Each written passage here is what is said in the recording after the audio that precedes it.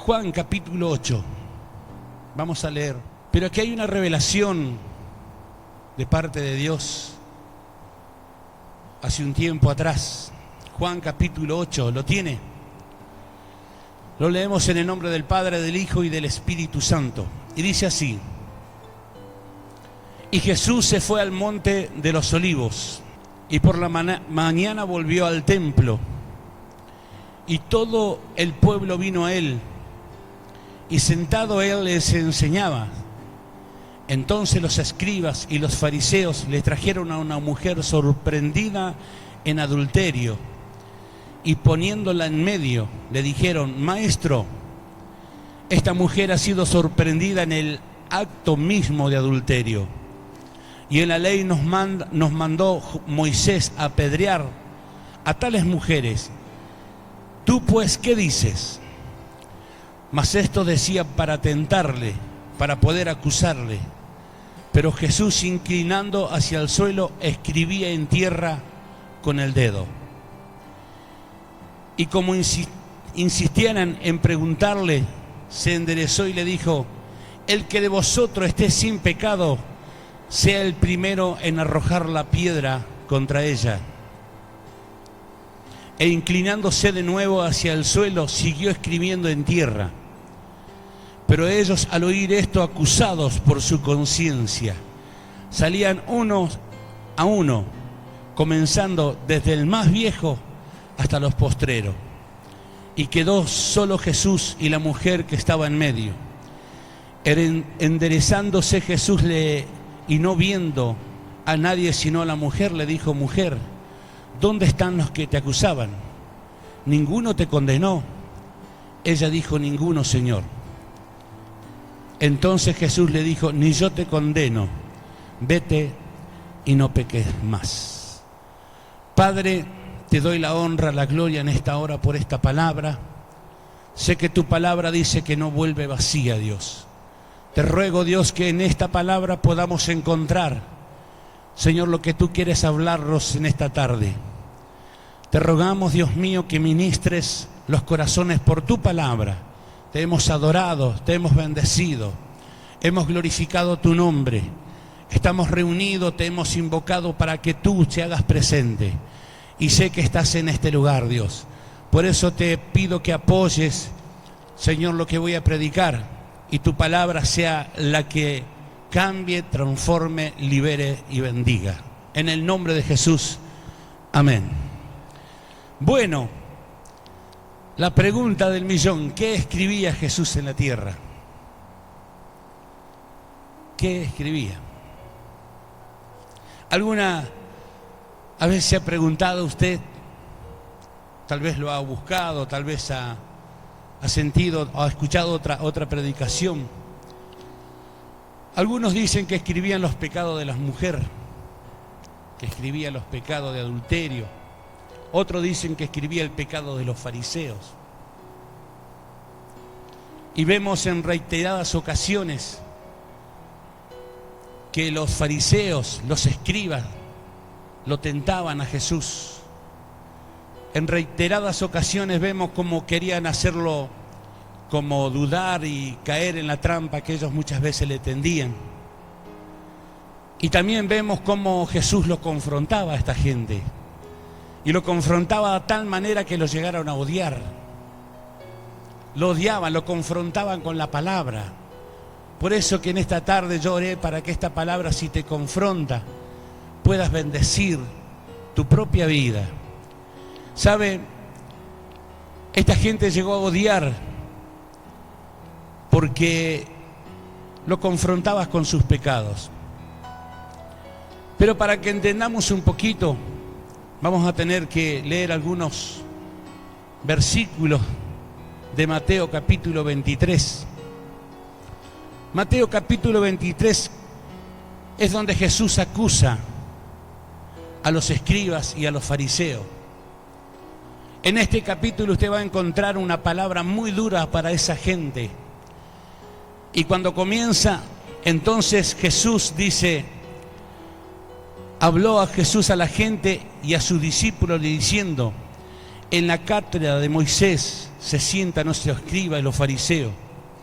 Así que todo lo que os digan, que guarden, guardarlo y hacerlo. Mas no hagáis conforme a sus obras, porque dicen y no hacen. Y ahí le comienza a dar de palo, le comienza a tratar de todo, comienza a confrontarlos de una forma hiriente para que entendieran, porque eran personas que querían que hagan la demás gente, pero ellos no practicaban. Y Jesús acusa a estos fariseos y los escribas. Los trata de hipócritas delante de todo un pueblo. Y hablarle así a los fariseos y a los escribas que estaban bien puestos en el gobierno era como ponerse el lazo al cuello. Pero Jesús sabía muy bien lo que estaba haciendo, los trataba de hipócritas, de farsantes. Les dice que son unos fingidores, de insensatos, los trata de ciegos que guían a otros ciegos, de serpientes, los trata de sepulcros blanqueados. Tremendo cómo lo confronta de una forma muy, muy fuerte. Y en una ocasión, en una parte, verso 33, dice: serpientes, generaciones de víbora. Le dicen que se levantaba, Jesús le habla, Jesús le daba a conocer que se levantaba una nueva generación en ese entonces, pero una generación que iba en contra de los principios de Dios, en contra de la palabra de Dios. Y esta generación estaba comenzando a activarse en ese tiempo, en el tiempo de Jesús. Daba a conocer que se levantaba esta generación en contra. Y generación es engendrar, dar a luz, nacer, nacimiento. Eso significa generación. Que ahí viene una nueva raza, por decir así. Jesús estaba en contra de esta raza, porque estaban haciendo una generación mala. Estaban naciendo en un nido de víboras. Estaban naciendo en un lugar donde le estaban enseñando en todo lo que era en contra de los principios, de las bases bíblicas. Y era dañina para la salud espiritual de la gente que estaba allí sin Dios, que buscaban a Dios. Y dice que los escribas buscaban meter esta nueva doctrina en la gente. Lo podemos ver en el verso 15.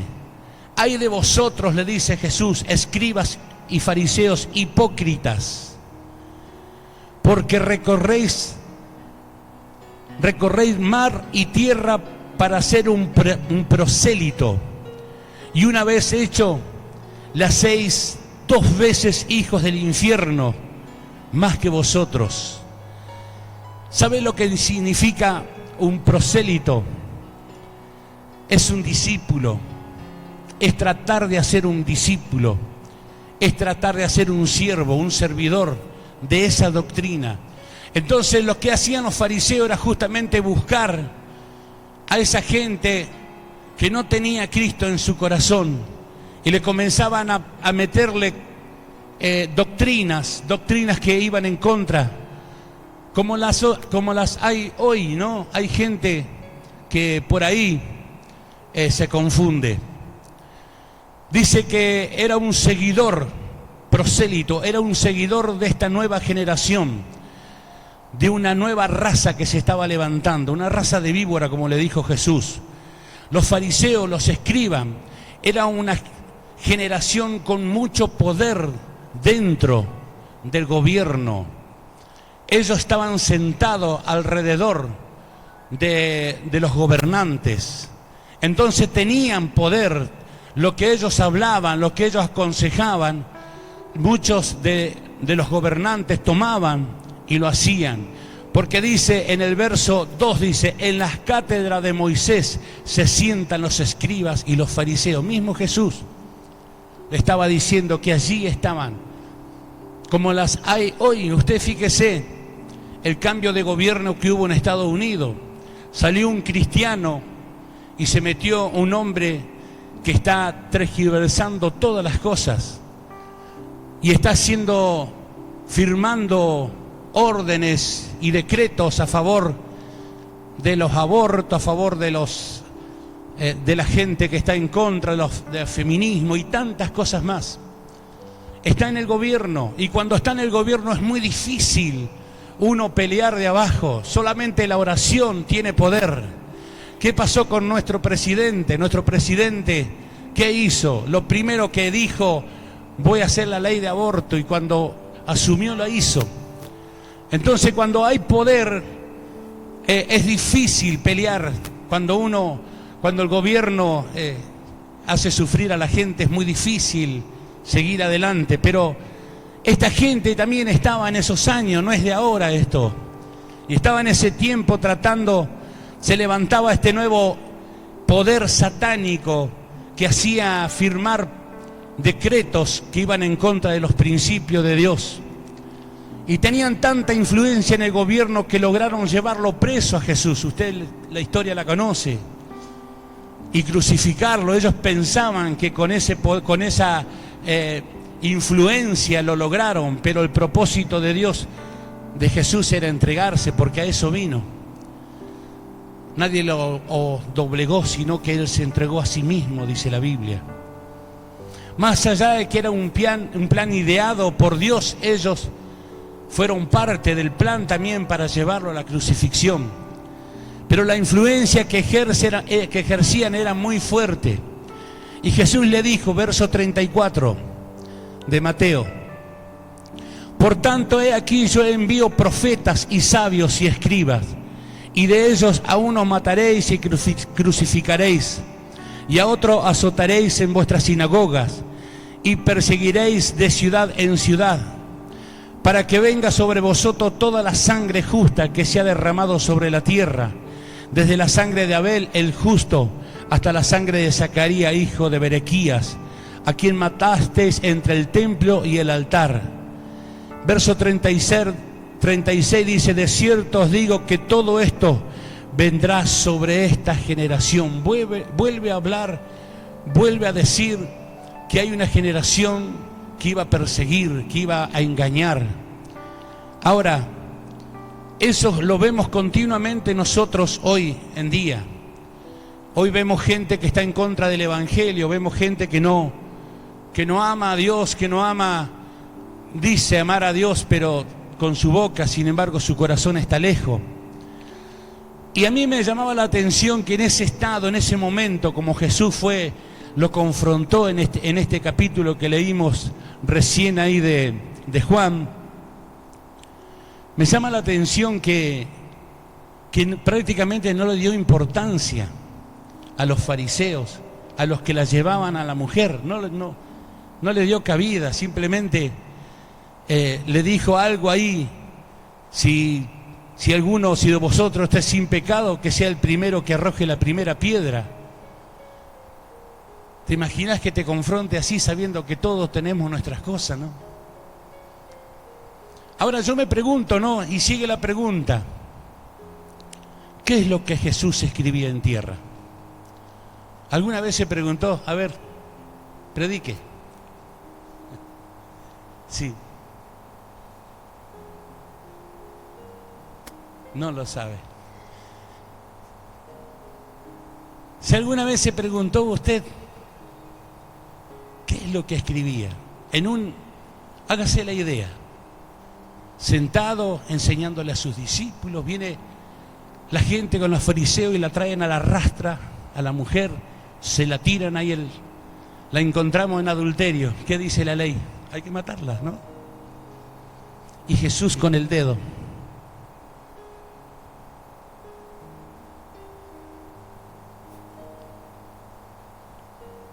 a mí se me cayó la ficha cuando alguien me dijo: lee Jeremías 17, verso 13, búsquelo.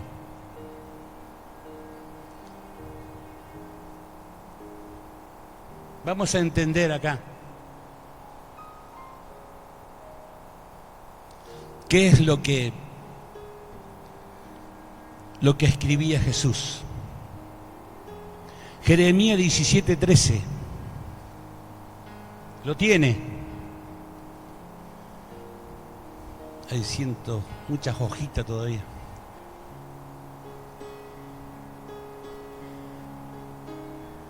Jeremías 17:13 dice así: Oh Jehová, esperanza de Israel, todos los que te dejaron serán avergonzados, dice.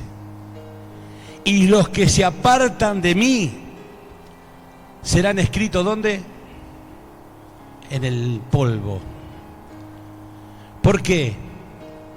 Porque dejaron a Jehová, manantial de agua viva.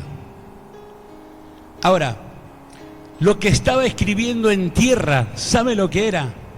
Eran los nombres de los fariseos hipócritas. Eran los nombres de los escribas. Estaba escribiendo su propio nombre, porque ellos se habían apartado del mandamiento de Dios, se habían apartado de la verdad. Y lo que estaban escribiendo justamente, Jesús lo estaba avergonzando delante de la mujer y de los discípulos, delante de la pecadora, según ellos, al escribir los nombres, diciéndole que estaban apartados. ¿Me están entendiendo? Los fariseos querían tentarle a Jesús, querían encontrarle una equivocación, que ellos pudieran acusarlo. El verso 4 dice: le dijeron: maestro, esta mujer ha sido sorprendida en el acto mismo de adulterio. Y en la ley nos mandó Moisés a apedrearle hasta la mujer. Tú pues, ¿qué dice? Mas esto decía, ¿para qué? Para tentarles, dice, para poder acusarle.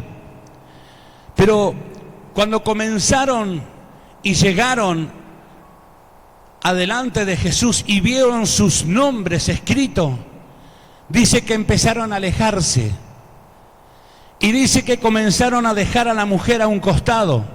Seguramente el más viejo era el primero que vio su nombre, porque Jesús lo conocía. Jesús sabía que ellos, quienes estaban al frente para tratar de que a esa mujer se la matasen. Y él conociendo que iban a venir, ya le estaba escribiendo el nombre de cada fariseo, de cada escriba. Seguramente el más viejo vio el nombre. Por eso que siempre hay un cabecilla, siempre hay una persona que incita, siempre hay una persona que va adelante. Hay otros que lo siguen, seguramente. Cuando hay una equivocación, ahí se comienzan a abrir. No, yo no fui, fue él, y comienzan a acusarse. Lo que ellos estaban haciendo así, justamente estaban siendo acusados por su conciencia. ¿Me está entendiendo? ¿Cómo por nuestra conciencia? La palabra conciencia viene de dos raíces del latín, el prefijo con y la palabra ciencia, que significa saber. Sé lo que está dentro mío, sé lo que soy. Y la conciencia es el juez interno que tenemos todos, el que nos acusa y el que nos aprueba. Hay algo dentro nuestro que nos dice lo que está bien y lo que está mal. Es tu conciencia. Es el juez interno que da testimonio, que nos permite que estemos conscientes del bien y del mal, que nos permite que seamos aprobados en nuestras acciones o acusados. Y esto que tratan de acusarte, hay gente que trata justamente de exponerte, de mentir para dejarte mal. Yo conozco mucho de esto. Nosotros sabemos que hay gente que te deja mal, hay gente que blasfema, que miente. Pero tu conciencia, si no te acusa, quédate tranquilo, porque mienten. Entonces, cuando uno se queda tranquilo, sabiendo de que que uno está bien con Dios, podrán decir muchas cosas, porque tu conciencia te está mostrando que hay paz en tu corazón. ¿Me está entendiendo? Primera de Pedro 3:16, teniendo buena conciencia, dice. Mirá lo que dice Pedro, teniendo buena conciencia, para que en los que murmuran de vosotros como de malhechores sean avergonzados, de los que calumnian vuestra buena conducta en Cristo. La misma Biblia, el mismo Pedro está hablando, Primera de Pedro, teniendo buena conciencia. Cuando Cristo está en el corazón del hombre, tú tienes que descansar en paz. Cuando tú sabes que no has hecho nada malo, que todo lo que ha venido en contra, tu conciencia va a estar tranquila, no te va a acusar, no te va a molestar. Cuando la conciencia comienza a molestarte, a decirte seguramente tendremos que arreglar algo. ¿No le pasó anoche que mientras estábamos en la plena cena del Señor, hablando y adorando a Dios, algo se me venía a la mente? Yo tengo que quedar bien con fulano, yo tengo que soltar el perdón a mengano, yo tengo que estar bien para sentarme. Esa es la conciencia. ¿Le pasó anoche o no? ¿Verdad que sí? ¿Por qué? Porque si estamos bien con Dios, nosotros podemos seguir adelante. Estos fariseos siempre fueron de tentar a Jesús, de exponerlo. Pero cuando uno entiende estas cosas, hermano, uno comienza a quedarse tranquilo y a dejar que Dios pelee la batalla por vos.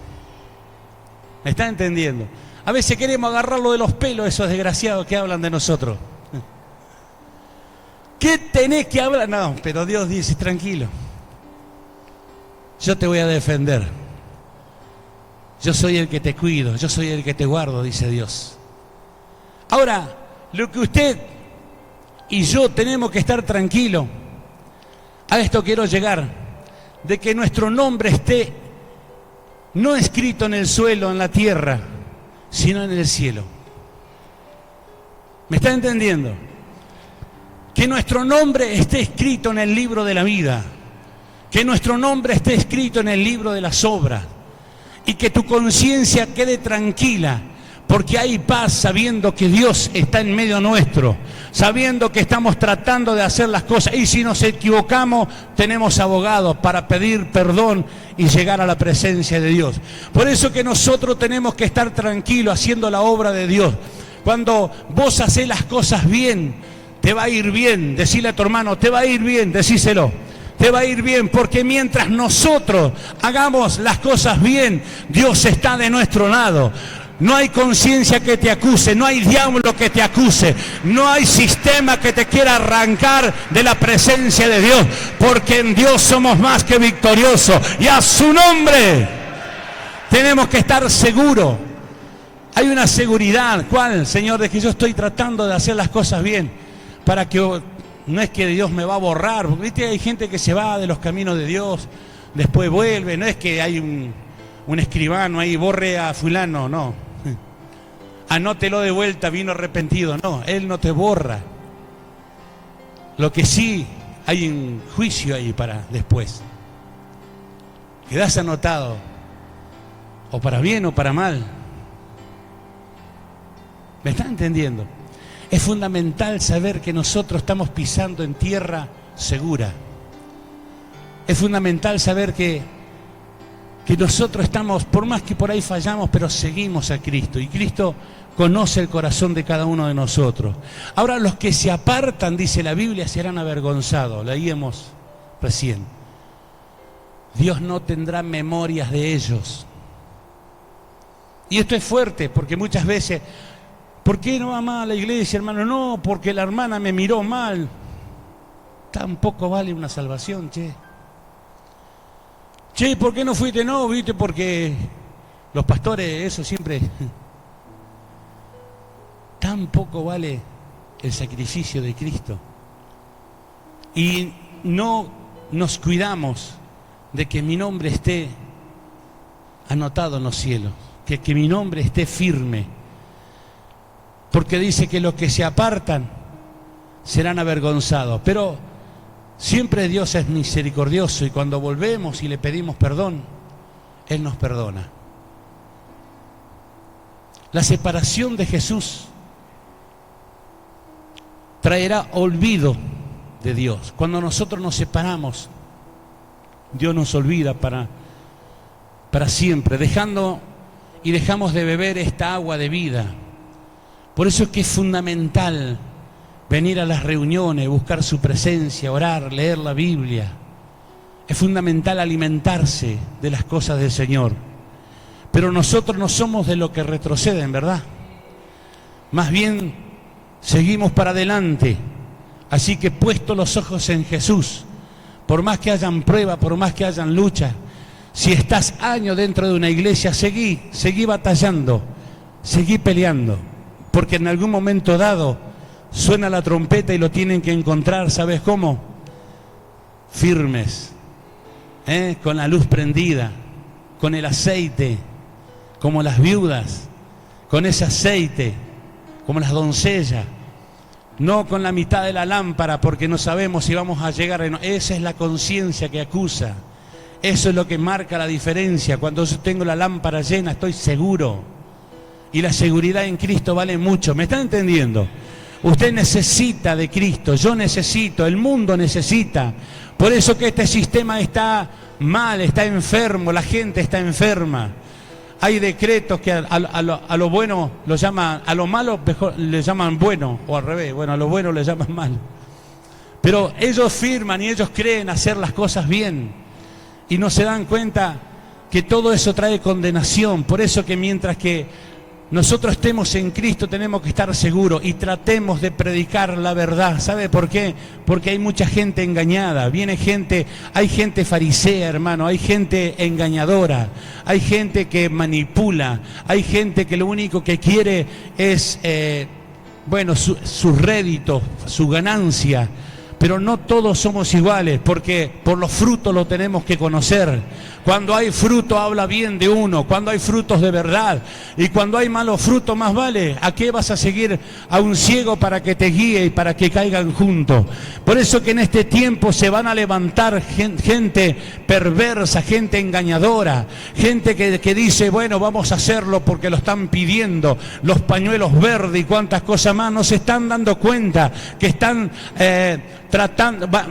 vamos en caída, mire, hay consecuencias sobre este gobierno. ¿Sabe por qué? Porque afirmó un decreto de matar a niños, y eso a Dios no le agrada. Lo pasó cuando comenzó Herodes hizo lo mismo, y después vino juicio para Herodes. Mire, cuando nosotros entendemos que tenemos que luchar no solo con Satanás, sino con esta gente que está simplemente tratando de gobernar las vidas. Nosotros tenemos que orar y comenzar a batallar en contra de esta gente que firman decretos de muerte, que firman decretos que van en contra de la Biblia, y eso que ellos juran por la Biblia. Entonces, ¿dónde estamos parados? Creemos que Dios va a sanar, que Dios va a restaurar, pero está en nosotros. Nosotros tenemos la responsabilidad de predicar. Nosotros tenemos que comenzar a activarnos, que tus redes sociales no salgan esas fotitos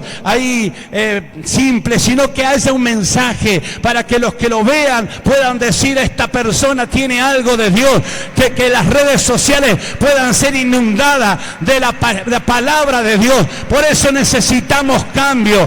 Usted, si su conciencia no la acusa, es porque está en paz, y esa paz tiene que transmitirla. ¿Dónde? Las redes que hay ahora, no, antes no se podía, pero ahora uno conoce. Mira tu celular, mira tus redes y te diré quién eres. Ah, ¿sí? Tenemos que tener esto, ¿no? ¿Qué es lo que escribía Jesús? A los fariseos le estaba escribiendo los nombres. El pecado no nos puede apartar de Cristo. El pecado no tiene que estar en nuestros corazones, la envidia, el celo. Tenemos que reprender esas cosas. Tenemos que sacarla de nuestro hogar, tenemos que orar. El pecado te puede seducir, pero no te puede hacer caer. El sistema te puede seducir, pero no te puede atrapar si tú no le permites. Porque si uno sabe en quién creyó, entonces estamos seguros